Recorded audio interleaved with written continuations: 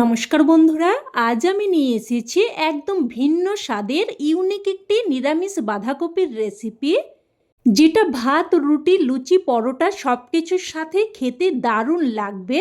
আর সব থেকে বড় ব্যাপার হলো একদম কোনো রকম ঝামেলা ছাড়াই আর নামমাত্র তেল মশলায় এই রান্নাটা তৈরিও হয়ে যায়। একঘেয়ে বাঁধাকপি রান্নার স্বাদ বদলাতে এইভাবে একবার বানিয়ে দেখুন। বাড়ির ছোট্ট থেকে বড় সকলে একদম তৃপ্তি করে চেটে পুটে খেয়ে নেবে।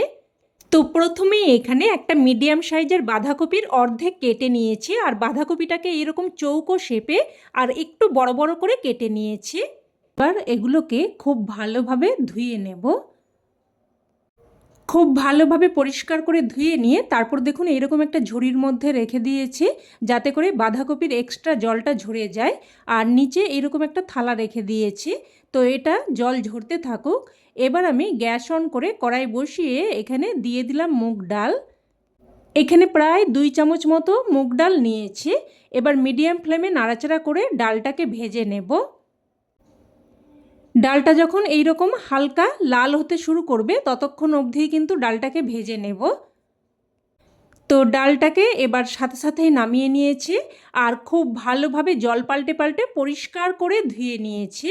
দেখুন একদম ভালোভাবে পরিষ্কার করে ধুয়ে নিয়েছি। এবার এটাকে এক সাইডে রেখে দিচ্ছি। এবার এদিকে কেটে রাখা বাঁধাকপিটা নিয়ে নিয়েছি। দেখুন অনেকটাই কিন্তু জল ঝরে গেছে। আর বাঁধাকপিটাকে অন্য একটা থালার মধ্যে আমি নিয়ে নিয়েছি। তারপর এর মধ্যে দিয়ে দিলাম হাফ চামচ মতো লবণ, হাফ চামচ মতো হলুদ গুঁড়ো, হাফ চামচ মতো দিয়ে দিচ্ছি লঙ্কার গুঁড়ো, দিয়ে দেব টমেটো। এখানে আমি একটা বেশ বড় সাইজের টমেটোকে কেটে নিয়েছি, আর এখানে আমি অর্ধেক টমেটো ব্যবহার করছি, আর অর্ধেক টমেটো আমি পরে ব্যবহার করব। এবার দিয়ে দিচ্ছি ধুয়ে রাখা মুগ ডাল। সমস্ত মুগ ডালটাই দিয়ে দিলাম। এবার দিয়ে দিচ্ছি এখানে প্রায় 2 চামচ মতো সরষের তেল। এবার সব কিছু ভালোভাবে হাতের সাহায্যে মেখে নেব। খুব ভালোভাবে চটকে চটকে সুন্দরভাবে মেখে নেব। দেখুন বেশ সুন্দরভাবে মেখে নিয়েছি। এবার এটাকে এইভাবেই কিন্তু প্রায় 8 থেকে 10 মিনিট মতো রেখে দেব। তো এবার এটাকে এক সাইডে রেখে দিয়ে আমি এখানে গ্যাস অন করে কড়াই বসিয়ে দিয়ে দিয়েছি ছোট চামচের 2 চামচ মতো সরষের তেল। তেলটাকে ভালোভাবে গরম করে নিয়ে এখানে দিয়ে দিচ্ছি আলু। আর এখানে আমি দুটো মিডিয়াম সাইজের আলুকে এইরকম ডুমো ডুমো করে কেটে দিয়েছি। আলুগুলোকে নাড়াচাড়া করে মিশিয়ে নিয়ে এবার একটা ঢাকনা দিয়ে মিডিয়াম ফ্লেমে প্রায় কিন্তু 2 থেকে 3 মিনিট মতো ভেজে নেব। তো ঢাকনা দিয়ে দিয়ে মিডিয়াম ফ্লেমে আলুগুলোকে প্রায় 2-3 মিনিট মতো ভেজে নিয়েছি। দেখুন আলুর মধ্যে একটা সুন্দর কোটিং পড়ে গেছে। তো এবার আলুগুলো উঠিয়ে নিচ্ছি। উঠিয়ে নিয়ে ওই তেলের মধ্যেই ফোড়নে দিয়ে দিলাম হাফ চামচ মতো গোটা জিরে, 4টে ছোটো এলাচ, অল্প একটু দারচিনি, আর একটা শুকনো লঙ্কা তেজপাতাকে 2 টুকরো করে দিয়েছি। এবার ফোড়নটাকে নাড়াচাড়া করে কয়েক সেকেন্ড ভেজে নিয়ে এখানে দিয়ে দিলাম কয়েকটা চেরা কাঁচা লঙ্কা। আর লঙ্কার পরিমাণটা কিন্তু অবশ্যই আপনারা রান্নাতে যেমন ঝাল খেতে চাইবেন সেই অনুযায়ী দিয়ে দেবেন। এবার আগে থেকে যে টমেটোটা আমি সরিয়ে রেখেছিলাম ওটা দিয়ে দিলাম, আর দিয়ে দিলাম প্রায় হাফ চামচ মতো কোরানো আদা। এবার টমেটো, আদা, কাঁচা লঙ্কা সব কিছুকে একটু নাড়াচাড়া করে ভেজে নেব। মোটামুটি যতক্ষণ না অবধি টমেটো, আদা, কাঁচা লঙ্কার কাঁচা গন্ধটা চলে যাচ্ছে। তো একটু নাড়াচাড়া করে ভেজে নিয়ে এবার এখানে দিয়ে দিয়েছি অল্প একটু জল। এবার এখানে দিয়ে দিলাম হাফ চামচ জিরের গুঁড়ো, হাফ চামচ ধনের গুঁড়ো, হাফ চামচ হলুদ গুঁড়ো, আর হাফ চামচের থেকেও কম অল্প একটু কাশ্মীরি লঙ্কার গুঁড়ো, আর দিয়ে দিলাম স্বাদ অনুযায়ী লবণ। আর বাঁধাকপির মধ্যে কিন্তু লবণ মাখিয়েছিলাম, তো সেই মতো বুঝেই কিন্তু লবণটা দিয়ে দিয়েছি।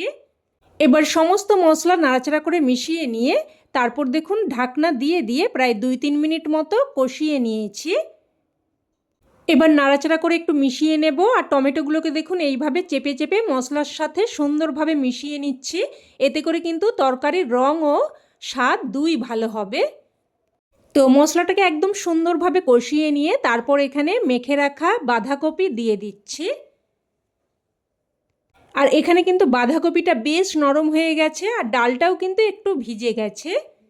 আর এইভাবে মেখে রাখার ফলে রান্নার স্বাদও যেমন ভালো হবে আর রান্নার সময়টাও কিন্তু অনেকটাই কম লাগবে।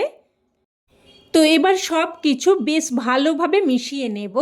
ভালোভাবে মিশিয়ে নিয়ে এবার কিন্তু মিডিয়াম ফ্লেমে ঢাকনা দিয়ে দিয়ে প্রায় 4 থেকে 5 মিনিট মতো রান্না করে নিতে হবে।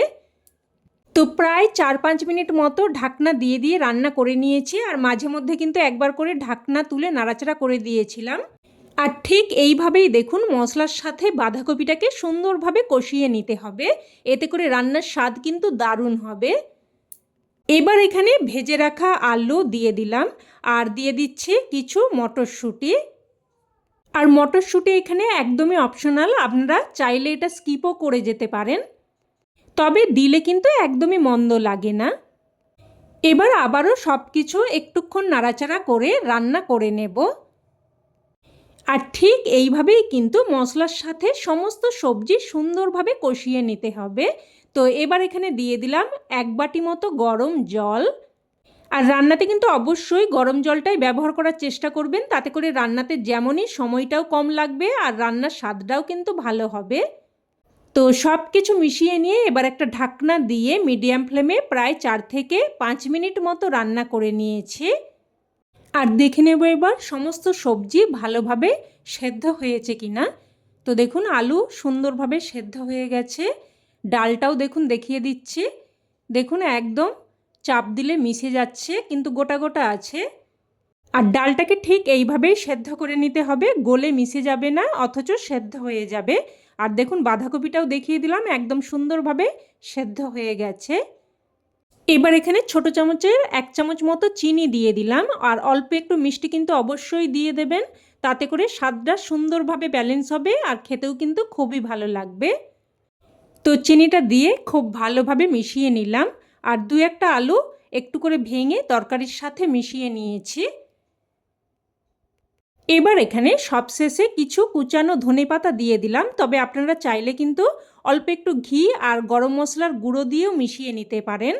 তবে আজ আমি আর ঘিটা দিলাম না, শুধুমাত্র ধনেপাতা দিয়েই মিশিয়ে নিলাম, এতে করেও কিন্তু খেতে দারুণ লাগবে। তো কুচানো ধনেপাতাটা দিয়ে ভালোভাবে মিশিয়ে নিয়ে এবার গ্যাসের ফ্লেম বন্ধ করে একটা ঢাকনা দিয়ে স্ট্যান্ডিং টাইমে রেখে দিলেই রান্না কিন্তু একদম তৈরি। এবার এটা গরম গরম ভাত, রুটি, লুচি, পরোটা যে কোনো কিছুর সাথেই পরিবেশন করতে পারেন। খেতে কিন্তু এক কথায় জাস্ট ফাটাফাটি লাগে। অবশ্যই এইভাবে একবার বানিয়ে দেখুন, তবেই কিন্তু এর স্বাদ আপনারা উপলব্ধি করতে পারবেন। তো রেসিপি কেমন লাগলো অবশ্যই কমেন্টে জানাবেন। ভালো লেগে থাকলে প্লিজ একটা লাইক দিয়ে দেবেন আর শেয়ার করতে যেন ভুলবেন না। আর চ্যানেলের নতুন বন্ধু হয়ে থাকলে চ্যানেলটিকে অবশ্যই করে সাবস্ক্রাইব করে নেবেন। তো আজ এই অবধি, আবারও অন্য কোনো রেসিপিতে দেখা হবে। ততক্ষণে ভালো থাকবেন, সুস্থ থাকবেন। ধন্যবাদ।